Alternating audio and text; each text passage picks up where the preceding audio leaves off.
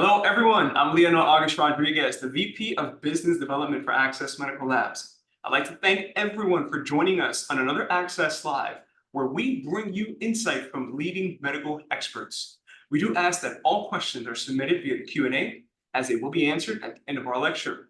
Ladies and gentlemen, it is my pleasure to introduce our esteemed speaker, who is a renowned health performance coach with a deep passion for helping individuals and leaders optimize their health and well-being.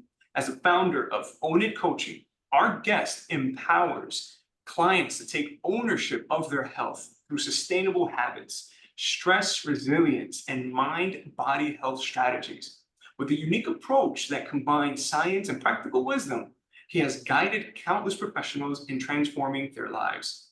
His expertise in health metrics such as heart variability and VO2 max, coupled with innovative playbooks, has made him a sought-after coach in the field. His commitment to experience and his ability to inspire change make him an invaluable resource for anyone looking to improve their health and their performance. Please join me in welcoming Justin Roethlingshoefer. Amazing, Lionel. I appreciate you so much for the intro and just everybody watching. It's so great to see you. It's so great to be here. And first off, I just want to say, like, I come before you all humbly. It's been an amazing journey over the last 25 years as a health and performance director. Did my doctoral work in heart rate variability and sleep, and just being able to now give back and serve in such a powerful way has really just been, to be honest, one of the truest honors of my life. And so to be here and to be speaking into you and to see how we can ultimately help you, but also see if there's a way in which we can collaborate to help your patients and those that you continue to serve on a day-to-day basis, that's where I get really excited. And so as I share my screen here and lean in, maybe just give a thumbs up in the Q&A or just a little wave if you're able to see this. But when we talk about the power of ownership, I want to thank Access Labs for giving us this platform and sharing it and continuing to educate the people that matters most, which is you all. It's the end user, the one that continues to pour into people. Sustainable habits, stress resilience, and the mind-body connection, or what I like to call the mind-body contract. These are things that we're hearing in the health and wellness space all over the place. It's almost become, we almost have become numb to it. And today I want it to come and ring differently. I want to attach some data to it. I want to attach scientific principles to it so that it has a lot of merit. It has something that we can actually start to lean in with and help our clients, help our patients, help you see how we can start to get more personalized in every single thing we do while creating accountability, while creating sustainability, while creating personalization, and really generate change at its core. And so, as I mentioned, for the last 25 years, I've been a health and performance coach, spending 12 and a half years in the National Hockey League as a health and performance director, and now being able to travel around the world, working with doctoral teams, working with medical practitioners, working with high-level entrepreneurs, executives, business leaders, everywhere from small intimate rooms to webinars just like this to the TEDx stage and some of the biggest stages out there. And so I just value the opportunity that I get just to be able to really speak into people's lives and incur change. Now, I want to just paint a picture of like where we're going today. And when we start to really look at this and understand this, I want to go over like why the leader's health fails, because I think this is something we get very misunderstood as to why somebody can't figure it out, why the person who's leading. And as I present this, think about it with two lenses. Think about it in yourself, the leader. You're leading a practice, you're leading a team, you're leading a executive team inside of a practice, you're leading a patient. Think about this as yourself, why your health might fail. But on the other lens, think about it, okay, why might my patient's health fail? So I want you to think about this in two different ways, in two different categories. And then the second thing we're going to do is it's going to be extremely interactive, where we're talking about your health system. What does this look like for you? Because all these habits are great, but what does it look like in practice and in application and in personalization for a sustainable amount of time? And so why we fail. When I hear the word health, a lot of things come to mind, but what I'd love for you to do is I'd love you to type into the chat or into the Q&A bucket, one of the two, doesn't matter which, but into the chat. When I say health, what pops into your mind? I'd love you to actually, like I said, participate in this. When I say the word health, what pops into your mind? It could be a word, it could be a phrase, but just throw it into the chat. And I want to throw these words up here because I want to really start to see what our thought process is. When you hear the word health, what comes to mind? After presenting to, yeah, Sandra's raised her hand. Just throw it into the chat, Sandra, or anybody else who's there that you guys are trying to lean in with. Well-being, right? Well-being. Amy, Angela, Brandon, Brian, Brooke, anybody else want to throw something in there? But I hear well-being. I hear fitness. I hear optimal nutrition. I hear energy. I hear winning. I hear vibrance. I hear longevity. Mental clarity. Best version of yourself. And here's the thing. These are all awesome. These are all really good. These are all things we should strive for. But what the world has told us health is, they all have one thing in common. They're all results or outcomes. And what we've forgotten is that your health is actually a process or a journey. And because we're so fixated on any of these things, we forget what the process and journey looks like, and how the process and journey for each and every person is individualized, and how the journey and process for each and every person is unique, and how the journey and the process for each and every person does not look like what somebody else's might be. And so in knowing this and understanding this and sitting in this, we have to sit back and go, man, how can I do something different? And this is why we fail.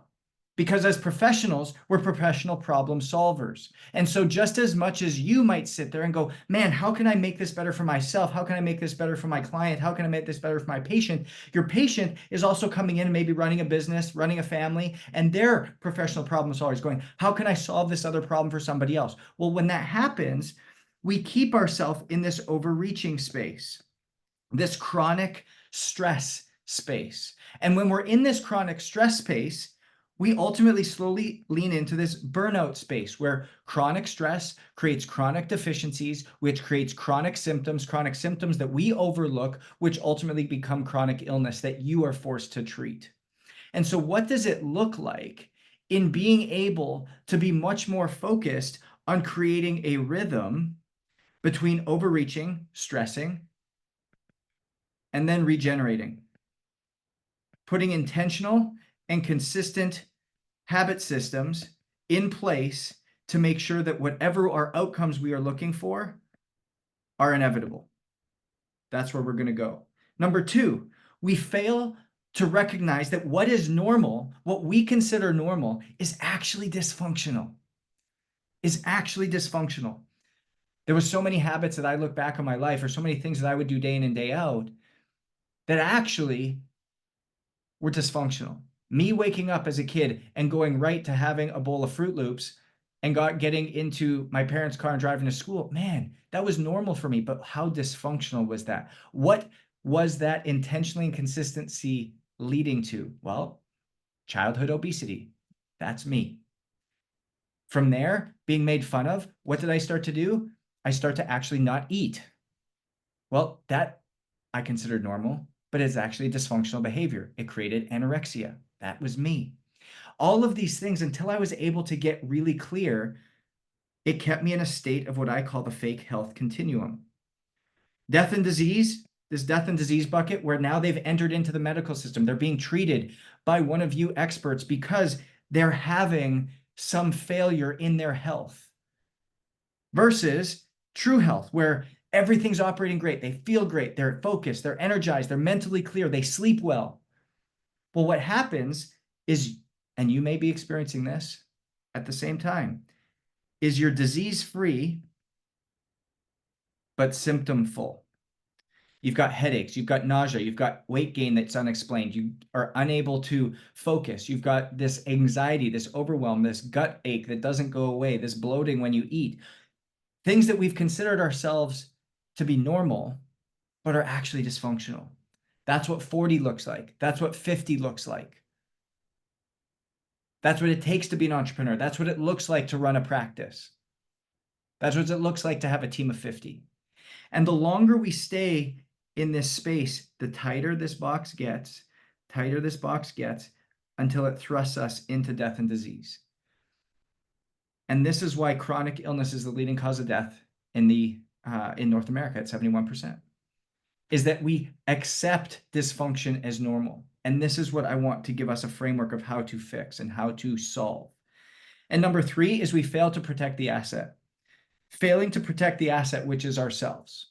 And this is why I've been so focused on this. This is why I've been so just empowered in this space, is because as much as my role in the NHL was to lead and manage the health and wellness of the 25 of the best athletes in the world, what ended up happening was I failed to manage my own health. I failed to realize that my health was actually what needed to happen.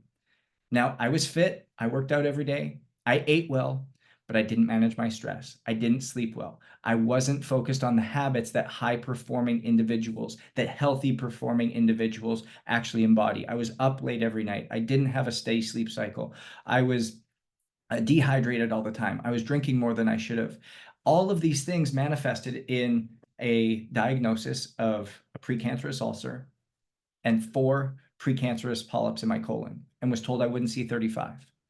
And it wasn't until making a different choice that I was able to realize something different. And we have to understand that there was a cost to be an athlete.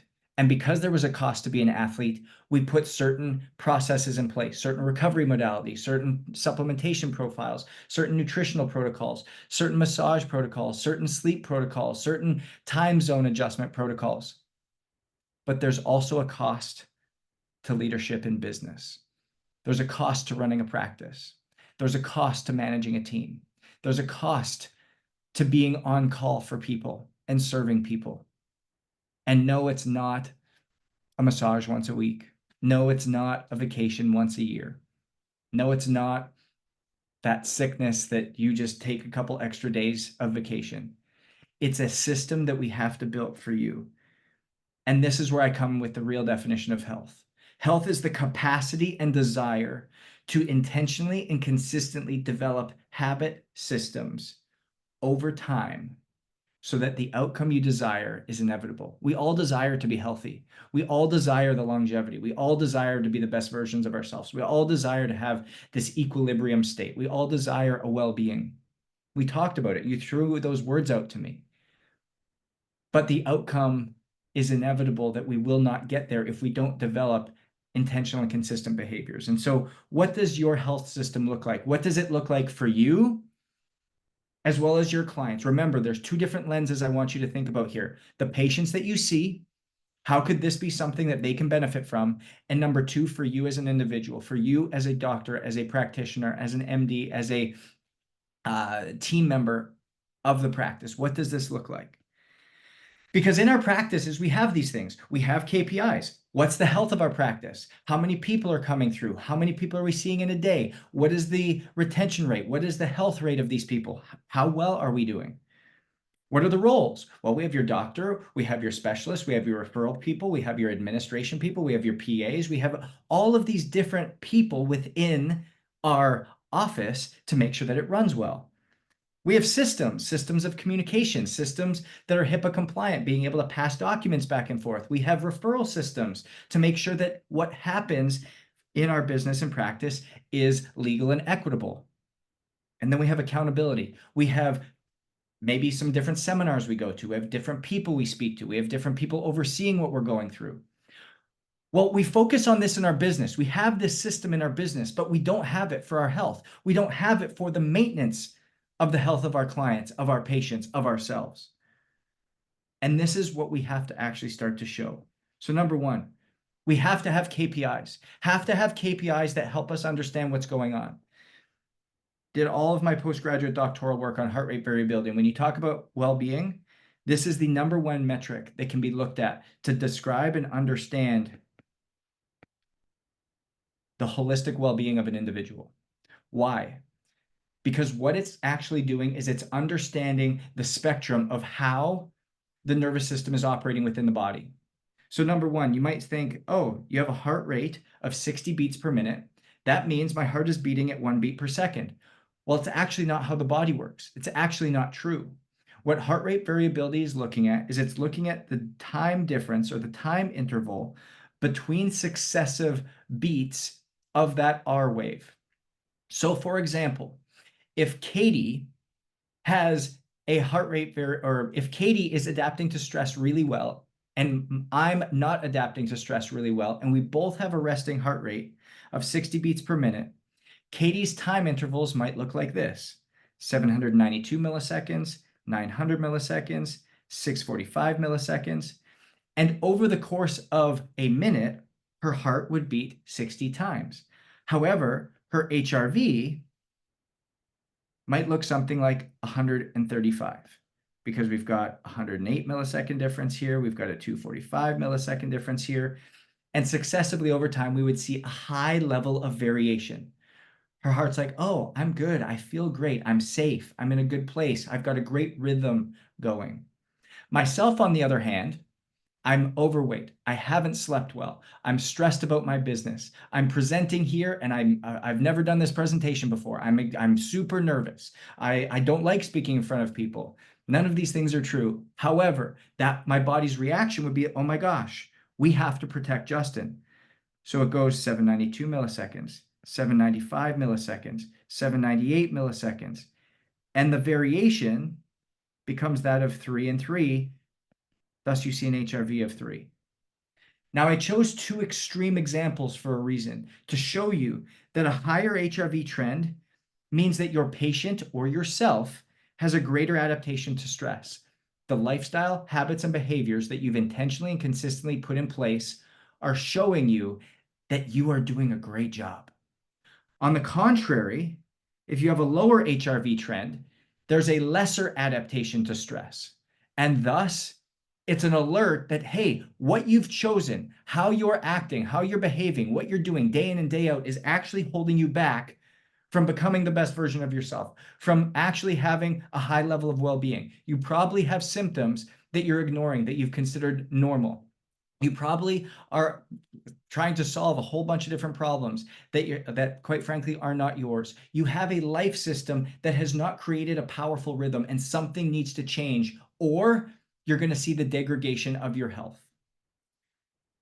When we start to say, okay, well, Justin, what's a good HRV? These numbers are taken over the course of a data set of 5 million people.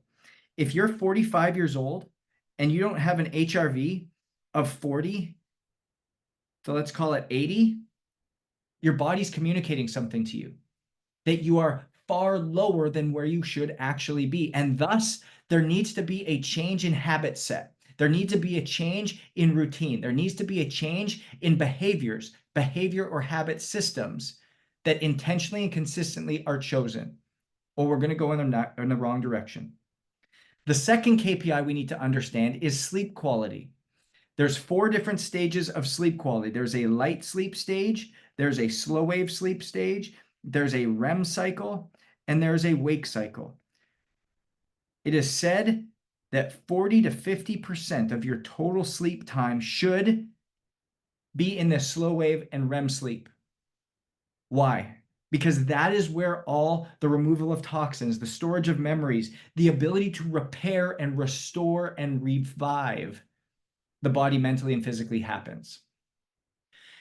These are so important to understand, because somebody can be like, well, Justin, I'm sleeping 8 hours a night, but I don't feel well. I have a lot of brain fog. I have headaches. I just don't feel sharp. I'm constantly hungry. Well, what's our sleep quality like? I haven't been able to actually do what you've asked.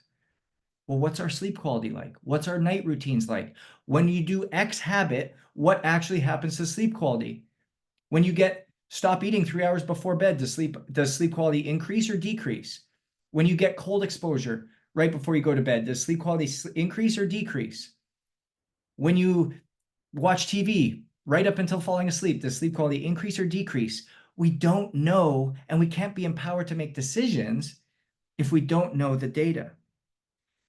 The third one is micronutrient deficiency. And a lot of us have actually started to talk about these, where we start to look and go, hey, what are our micronutrient deficiency levels? Are we actually looking at the bioavailability of certain vitamins, minerals, and amino acids? Vitamins, minerals, amino acids, the key foundational building blocks, the only things in the body that are responsible for 100% of every single process within the body.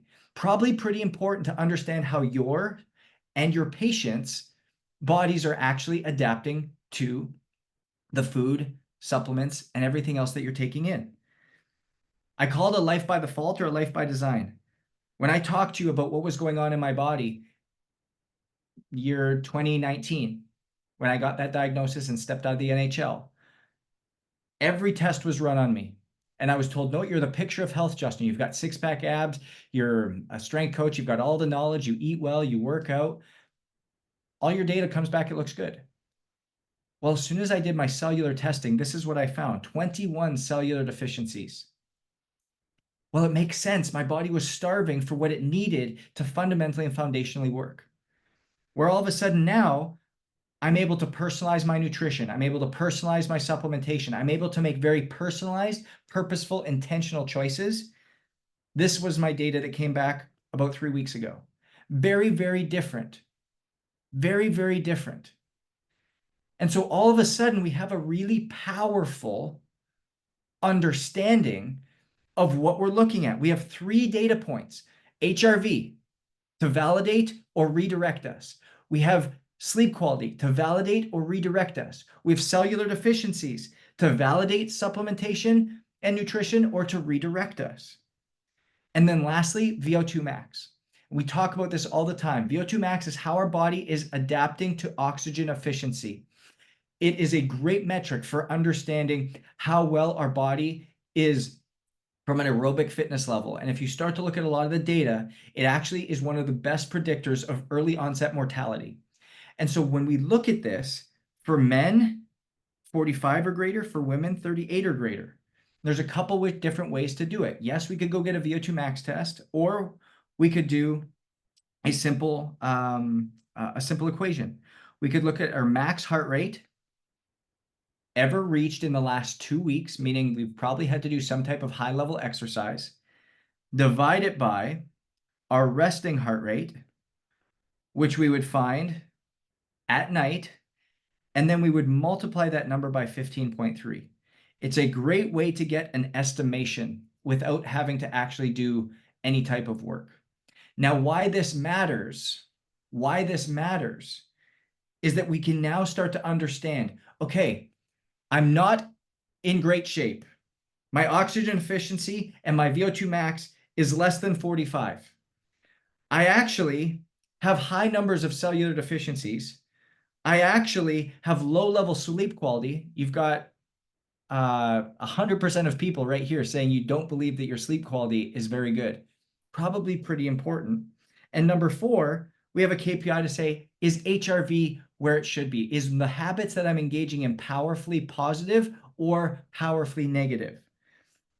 So now that we have KPIs, it starts to go, okay, well, Justin, what does this mean? How can I change this? Well, there's 3 laws I talk about habit building with. 3 laws of habit building. The law of never to. Well, Justin, I just want to know what to do. Well, it doesn't matter if we know what to do until we understand how to create a system around this. The law of never to means that we never miss 2 days in a row. And we're going to start to build out some frameworks here in a second. 2 days in a row. So it eliminates the need for perfection, but it gives us now a system and a way in which we can start to step into something powerfully. If you hit your night routine on a Monday and you hit it on a Tuesday, but you miss it Wednesday, great. let's hit it again Thursday. You miss it Friday, you hit it Saturday. You hit it Sunday, you miss it Monday, you hit it Tuesday. You never miss 2 days in a row. What does that do? It creates consistency off of an intentional choice. So now you can look back at your KPIs and say, you know what? On days that I actually did stop eating 3 hours before bed, my sleep quality went up because it validates with the KPI, and thus it entices a further level of habit integration. So by law, you start to see an increase in your consistency, which thus will create the inevitable outcome, which is to get more consistent, better sleep on an intentional path. That's what we start to see. The law of 30 for 30. For 30 minutes, for 30 days, you're going to think about, plan, or execute on that goal, that new habit you're trying to build. So you want to start to go running. You know what? I'm just going to plan out my route. I want to think about what that route is. I'm going to plan it out. I'm going to measure it maybe. I might start to put it into an app. I might start to download an app. I might buy running shoes. Great. That was my 30 minutes for the day. The next day, you're going to go and you're going to get your clothes out. You're just, man, that perfectly, like, I want to make them match. I want to make them look good. I want to like make sure I'm running and it like fits in. I've got to see how it fits within my practice. I got to make sure it fits. Like maybe I can run on my way to work. And then once I'm there, I've got my shower, I can change into things. Perfect. Then guess what? Day 3, you're actually running. Day 3, you're actually doing it. And then the third law is the law of MVP, minimal, viable progress. And what this means is you might not be able to get 30 minutes, but I'm guarantee you can give me 1 minute. You might not be able to do it every day, but I guarantee you can do something on one day. And so it gives you this level of freedom within stage 3, which is your playbooks. Because this is where you build habit systems to create powerful outcomes. And so people's playbooks might look different. It might be a nutritional playbook. It might be a workday playbook. It might be a travel playbook. It might be a sleep playbook. And based on what we saw here from the questions, do you believe you have good sleep quality? Still, we're at 100% with about 15 people answering this, saying, no, you don't have good sleep quality. I actually want to build you a sleep playbook. And so I'm going to ask you for a little bit of help with this. So number 1, can somebody volunteer and can somebody say, what is the greatest barrier standing in your way to get a great night's sleep? Can somebody put into the chat and send me, what does it look like? What is the greatest barrier in your way standing in order to get a great night's sleep? And we're going to build a sleep playbook. Stress from work. Great. Stress from work. Brandon, this is going to be what we're going to lean into, and we're going to take ability to shut your brain down from Sandra. Amazing. Sandra and Brandon, can you tell me what time, and I'm going to play off of one of you, so maybe we'll take both of these into consideration, but I'm going to give one sleep time. What would be ideal, Brandon and Sandra, for you to wake up at? What time would be ideal for you to wake up at? 6 a.m. Perfect. Perfect. And both said 6. That's great. And what time are you typically going to bed today? Like right now? What time do you typically go to bed? 10:30? 10 to 11. Beautiful. It's almost like you guys are like made for each other here. I love it. So 10:30. Amazing. But what we're finding is that Brandon has stress from work, unable to wind down. And then what happens to Sandra is she has the inability to wind her brain down. So if we look at this, again, we're looking at these times here, and they're getting about 7.5 hours of sleep. Quantity, check that off. Doing a great job. But quality is obviously not there. And so there's a few things that we want to put into place. So number 1 is we want to look back 3 hours before bed, no more meals. We want to eliminate any type of food coming into the body 3 hours before bed. So that's 7:30. Why? Because there's 400 times more melatonin produced in the gut than is produced by the pineal gland in the brain. And so as you start to take in more food closer to that melatonin release window, the less gastric melatonin is released, and thus the body also goes into a sympathetic state, which disrupts the circadian rhythm or the cortisol melatonin cycle. And so no more meals after 7:30. That's something we want to put as a milestone. Hey, we have to have dinner done, completed before 7:30 p.m. Then we go into 8:30. 2 hours before bed, no more work. Meaning, Brandon, what we need to do is we need to have what I call a blackout moment. And what a blackout moment is somewhere between when you finish your day up to when 8:30 happens. Maybe you sit down and you create your to-do list for tomorrow. Maybe you sit down and you journal. Maybe you sit down and you finish your day, because at 8:30, there's no more text messages, there's no more emails, there's no more thought and process and thinking, because you put it all down. You do a big brain dump in this as to what needs to happen, what needs to occur. And honestly, for Sandra, it probably is a similar play, because if her mind doesn't stop, it's not that your mind's built to not stop, it's that you're not doing the habits and behaviors that actually help you get there. And so there's no more work. There's no more heavy decision making, no more having a talk with the spouse about where the kids are going to school or where they're going to college or where you're taking the next vacation or why, when the in-laws are coming. No more heavy decision making or work after 8:30. And then at 9:30, there's no more blue light. Blue light has been shown to decrease melatonin release by up to 70% for every hour exposed after sunset. So we can now start to go back to this. Well, if melatonin is actually being suppressed, then that means as a byproduct, cortisol has to stay high, because they're inversely related hormones in the cortisol melatonin cycle. So if peak melatonin release happens around 10 p.m., but we actually don't hit peak melatonin release, then we've got higher cortisol, which continues to keep our mind spinning, which puts us in this state of inversing our melatonin cortisol cycle, which puts us wired at night and tired in the morning. And the way we often get out of it is taking in more caffeine. Well, caffeine actually has a half-life in our body of somewhere between 6 and 10 hours. And if there's a half-life in our body of 6 to 10 hours of melatonin, of caffeine, if you take in 200 milligrams of caffeine at noon, that means that at 8 p.m. to 10 p.m. at night, you still have 100 milligrams of caffeine active. Caffeine to our brain, to the neurotransmitters, looks the exact same as adenosine. Adenosine is the neurotransmitter that tells our body to relax, to be calm, to be quiet, to be cool, to rest, to go parasympathetic. But our body still feels like it needs to go sympathetic because cortisol is high. We don't actually have the neurotransmitters of adenosine binding because caffeine has bound to it. So this is how we actually get in this very negative cycle. So we start to see this. Okay, at 9:30, there's no more blue light. Well, what do? We've got an hour now. Well, this is when we can start to do some meditation. This is when we can start to have some connection time with our spouse. This can be when we start to have a cool shower. This can be when we stretch. This is when we can do breath work. This is when we could read. This is when we could journal.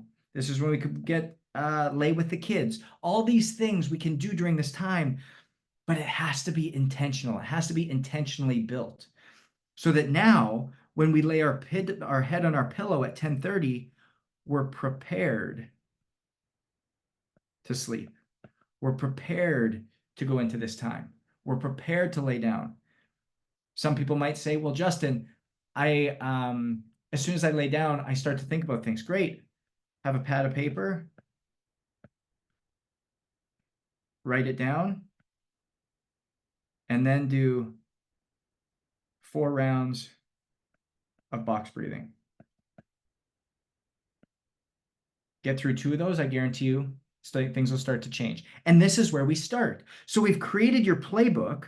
Now, is this going to work for everybody? Could Brandon be like, man, that really helps me? And Sandra be like, man, that really helps me. Sure. But then they could also go, well, Justin, how do we know it helps? What does our sleep quality say? What does our HRV say? If HRV increases, but sleep quality decreases or stays the same, well, we're on the right track a little bit, but HRV improving means, hey, a lot of these habits are actually helping us get more sympathetic versus parasympathetic reactivity, which is great, but our sleep quality still really isn't improving. Well, what that tells me is that we'll probably have to go a layer deeper. Now we need to get some of our testing done. Let's understand maybe what are we missing? Are we deficient in a critical vitamin or mineral that's actually keeping us out and into a greater, keeping us out of a deeper state? Are we taking in caffeine still throughout the day that's actually keeping us just in light or awake cycle? That's actually keeping us out of REM and slow wave sleep? Are we still not finding that our temperature is great enough in our room and thus we're staying too warm and thus our body isn't actually cooling to the level that we need? Is it that we're snoring all night and we actually start to need to look at like mouth tape or nasal strips or a CPAP or something in this nature to help us through? This is where data, KPIs drive the decisions that we're making so that we can reform the playbooks to get the outcomes that we seek. Brandon and Sandra, does this help in looking at what we're actually looking at and how to create this system and how to create this process? Was this helpful in looking at to how this could actually operate? Yes, Sandra, great. I love it. Yes, love the game plan. And so this is where we come down to. It's amazing that we have a game plan now. So we had to know that, hey, our playbook is either validated or redirected by KPIs, which is amazing, which then, how do we create consistency? Well, this is where we run into ownership. We run into ownership.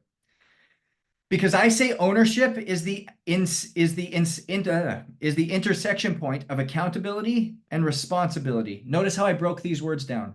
Accountability is your ability or your doing, your action of accounting your behaviors. It's one thing to say, hey, this is a great plan, and then we get off this call and it just disappears. But what account am I taking? Am I putting it into my calendar? Am I setting certain alarms? Am I having somebody check up on me? And then number two is, what's your responsibility? Because your response to a bed routine means I actually did it when I have a different choice available. I can either turn the TV on or I can do what is actually here. I can have this craving peanut butter and jam sandwich, or I can be done because this is where I'm at.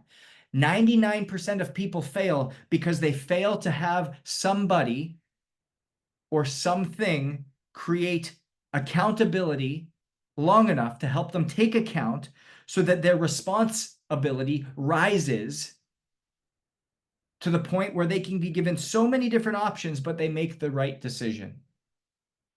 And until you have accountability and responsibility, you'll never gain inevitability. Sandra and Brandon, it is inevitable that you will increase your sleep quality if you were start to implement a plan similar to this that we were able to tweak, that we were able to look at, that my team, somebody on our team was able to hold you accountable to, look at your data, tweak some things, get purposeful, intentional, and specific to you so that you could actually see the outcomes that you were desiring, that you could actually sleep deeply, fall asleep well, and not have the issues that you were going through. This is the magic of this, guys, is it is a system.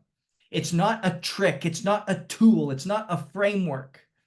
It's a system that's living. It's a system that's breathing. It's a system that takes KPIs, applies them to laws that you can ultimately do, that creates playbooks that are held accountable through ownership and people around you. So imagine what it feels like for you to wake up in the morning energized every single day, not having to worry about, did what I do worked, but actually have somebody help you do that. Or even further, imagine that the patients you have coming in that have complained of low back pain, that have complained of not being able to lose weight, that have complained of not being able to eat well, come to you and say, hey, I'm feeling better than ever, because they have an accountability team that's looking at data that you get to validate, that you get to see as a practitioner, that my patients are doing the right things and I haven't had to hold them accountable, but rather I have somebody else doing it for them. The inevitable outcomes in health are only able to be replicated and sustainable when response and accountability is maximized. And that's literally the story here.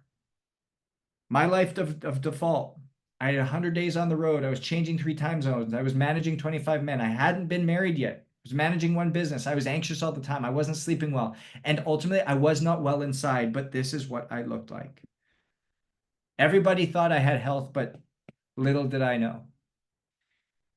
Only today, when I'm living a life by design, a life that I'm held accountable to, a life that I've taken responsibility for, a life that's run by data, KPIs, systems, and frameworks, it allows me now to be in a completely different place where I now have this true health. I feel different than I ever have. I'm managing more people than ever before. I have a team of 40. I'm speaking around the world, changing 6 time zones at least once a month.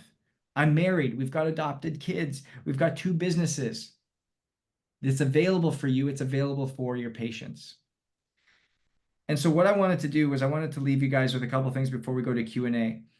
I want you to be able to step into this, and everything I went through here, how to create new frameworks and playbooks, are right here on this QR code, so that it's the leader's guide to optimizing health and longevity for performance. You can literally click on that and you can get that playbook that's there. And the other thing I want to make available for you, I don't always do this, but I know there's people just like Sandra, just like Brandon, is if you wanted to be with our team and be able to sit down and go, hey, what does this look like to get a playbook built for me? They build a playbook for you right there. So I'd love for Sandra and Brandon to be able to sit here and go, we can get really specific as to what they're struggling with. Some things like, do they have a certain number of kids? They have a certain number of things that are going on in their life that we get a little bit more specific. Our team will be able to help you do that. And then if you're like, hey, I want to figure out how I can build this into my practice so that I can use this with my patients and actually help them get the results they desire while having the support network along the way, we'd love to figure out how we can help you, how we can partner with you, and how we can ultimately help restore and redeem the health of the world and making sure that we can get to where we need to be. So I'd love to open it up for questions. Justin, excellent presentation. I truly believe that you may have just changed Brandon and Sandra's life. I mean, you truly did your part. Now it's up to them to follow it. And I truly believe that they must hold themselves accountable. They must own it. Now, let's see if we can impact more lives. I have a few questions from our audience. Amazing. The first question is, in your opinion, and based on your experience, what is the primary reason for health failure amongst health professionals and leaders? I should add, busy health professionals and leaders. Yeah, so number 1 is ego, is you think you can do it yourself. You think because you're in a health profession, you think because you're a doctor, you think because you run a practice, you think because you're this expert that you have got it all figured out.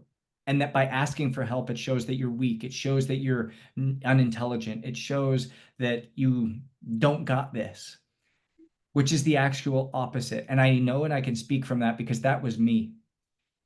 As I was there managing the health and wellness of these athletes, it's supposed to be the leader, supposed to have all the answers, but yet I couldn't do it for myself because I wasn't holding myself accountable. I wasn't being able to see what I didn't know that I didn't know about myself. And until you can drop your ego, until you can be like, you know what? There's something here that I need to change. Until you can look in the mirror and say, this guy or this girl is doing exactly what they're supposed to do. I'm proud of that person. I'm doing the hard things. I'm holding myself accountable. You need somebody else to do that for you. And that's the biggest reason why we fail, is we don't see ourselves as the asset. We think we know all the answers, and we're not willing to drop the ego to step into something that we're truly called to do. Very well said. Now I'm going to jump around a little bit here. So what would you say, how do you personally measure your sleep quality KPI? eyes? Yeah, great question. So there's a couple different ones, and nothing is perfect by any means, but there's two big ones that I'm a big fan of that look at sleep quality. Number one is the Aura Ring. Number two is the Whoop Band. And then number three, which has actually done a pretty great job, is 8 Sleep. 8 Sleep is going to be a little bit more expensive. 8 Sleep is a bed mattress that actually changes temperature based upon what's actually happening from a body temperature measurement that it actually garners. And then obviously Aura is the ring that you're wearing, and then Whoop is going to be that band. So one of 3 wearables is the best way currently to be able to track it in a passive way, in a sustainable way, something that again is fairly affordable as well. Excellent. I was familiar with the 2 wearables, not the mattress. It's very interesting. Yeah. So the next question, in traditional medicine, you measure heart rates, and typically those with a lower heart rate are traditionally healthier. Mm-hmm. How do I incorporate measuring HRV in traditional medicine? Are there any tools that I can utilize? Yeah.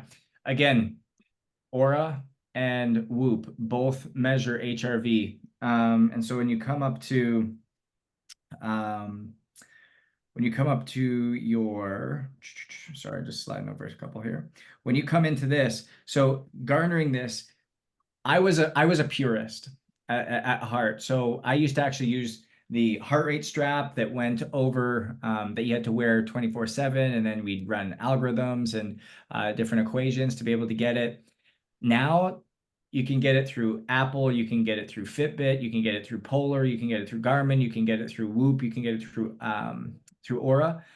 But any wearable device will give you the ability to actually see HRV. Now, here's the thing. It's not enough just to see HRV. This is why you need to understand the trend and be able to interpret, or what I say, storytell off of the trend. And for professionals and practitioners, this is why we love to partner with doctors' offices and different concierge docs, because what our team does is they actually start to be able to storytell. So they're looking at data 24/7 from these people and these individuals that now are able to go back and say, oh, look at, you had a barbecue on Saturday. You had all your friends over. You spent time outside. You ate well. You were running around with the kids. You got into bed at a great time. Look at HRV here versus on the day where you just literally sat all day long. You were stressed. You skipped your workout. You had pizza for lunch and you stayed up until midnight sending emails. Look at the difference between HRV. Look at the difference between sleep quality, and look at the difference of the habits and behaviors that were done. How do we design your life specifically, or give some slight micro adjustments to start seeing greater impact? And when done, small micro changes over time have massive, massive results and impact. I couldn't agree more. It appears that the majority of us go through life without truly measuring ourselves. We measure our business, we measure many other aspects, but we fail to measure ourselves. If you can scroll down just into the last slide where our audience can get a hold of you, Yeah, amazing, because this question goes hand in hand with that. So, we'll get there. 1 second. absolutely. There it is. Awesome. So for those that are interested in reaching out to you, what are certain things that you suggest that they do prior to? So on this playbook call, and guys, like I'm telling you, this playbook call has been used by tens of thousands of people, and they've loved it, because just like I did for Brandon, and Brandon, I see your question there, so I'll get to it in a second. But what happens on this call is you come in and you're like, hey, you know what? I'm really struggling with a workout program that is fit for me for both at home and on the road, because I travel 15 days a month. Great. Let's build out something that fits for you, and let's put some accountability metrics in place. Amazing. This was so great, so powerful. Sounds good. Thank you so much. The other thing is when we have these playbook calls, we do them for doctors' offices, we do them for PA officers, we do them for concierge docs, to give them more information so that they can actually start to see how we would collaborate and partner with them to make sure that the long-term outcomes of their patients is greater. And so it starts to open their eyes to what actually exists and the potential to start impacting the health of their patients more alongside themselves. And so these are some things that we can do, and this is what we do on this call. And so what I would suggest coming into the call with is, one, an obstacle in the way. Right away, when I asked what the obstacle in the way was, Sandra and Brandon were both like, sleep quality. Right there, boom. Stopping my mind racing from night, boom. Getting into the depths of sleep, stress from work, boom. So they came with something, and that's what I would suggest you come in with for you personally, but also if you're like, hey, long-term results of my patients, being able to help my patients be more consistent, being able to help my patients feel more confident in the changes that I'm asking them. So when every time I see them, it's not like, hey, how's your nutrition coming? Oh, it's good. But there's nothing that's been changing, or nothing that's been changing in their stress or anything else. So that's what I would suggest you come and prepare for those calls in the best way possible. Excellent. Thank you for that. I'll jump right into Brandon's second question here. If you can get all variables correct, what is a typical improvement seen in one's individual HRV? And he gives an example. If my current HRV trend is between 45 to 50, how many points will it increase? It's great. So what we typically say is for every 12 weeks, we would want to see your average shift 10% if we're doing the things correctly. So what that would mean is every 3 months, Brandon, I would want to see your average go from 45 to about 50. And then the 3 months after that, see it go from about 50 to 55. And then from there, go from about 55 to 61.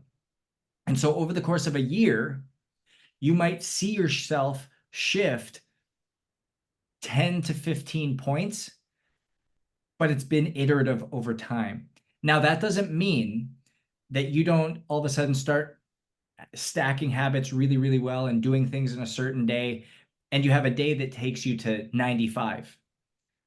But then something throws you off and you drop back down to a 47.